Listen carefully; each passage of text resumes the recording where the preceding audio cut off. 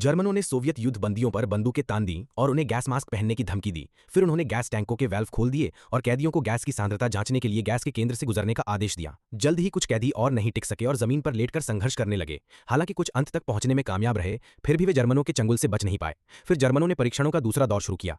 उन्होंने यहूदियों के एक समूह को हड्डियों के गोदाम में खदेड़ दिया, दरवाजा बाहर से बंद कर दिया और जर्मन सैनिकों ने जल्दी से गैस टैंक खोल दिए। जल्द ही हड्डियों के गोदाम से यहूदियों की चीखें सुनाई देने लगीं। चीखें जितनी ज्यादा दुखद होती गईं, जर्मन अधिकारी उतने ही ज्यादा उत्तेजित होते गए। लेकिन कुछ देर बाद हड्डियों के गोदाम में कोई हलचल नहीं रही। जर्मन सेना के इस अमानवीय प्रयोग को रोकने के लिए सोवियत गुरिल्लाओं ने तुरंत कार्रवाई की। उन्होंने पहले जर्मन सैनिकों का वेश धारण किया और एक तिपहिया वाहन को जर्मन चौकी पर पहुंचाया। फिर जब उन्होंने अपनी आईडी निकालने का नाटक किया तो अचानक गोली चला दी और सभी संतकियों को मार डाला। इसके बाद उन्होंने जर्मन ट्रक छीन लिया। कैप्टन इवान ने जर्मन ट्रक चलाया, एक फूड डिलीवरी ड्राइवर का भेष धारण किया और जाली पासपोर्ट का इस्तेमाल करके गैस प्रयोगशाला के गार्ड को चकमा देकर अंदर घुस गया।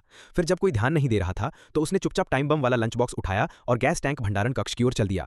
अचानक एक जर्मन सैनिक दरवाजे पर पहरा दे रहा था। उसने इवान को संदिग्ध नजर से देखा और निरीक्षण के लिए लंच बॉक्स नीचे रखने को कहा। जैसे ही सैनिक ने लंच बॉक्स खोला, इवान ने तुरंत लोहे की घंटी से उसे बेहोश कर दिया। इसके बाद उसने टाइम बम गैस टैंक भंडारण कक्ष में डाल दिया और जर्मन गैस प्रयोगशाला को सफलतापूर्वक नष्ट कर दिया।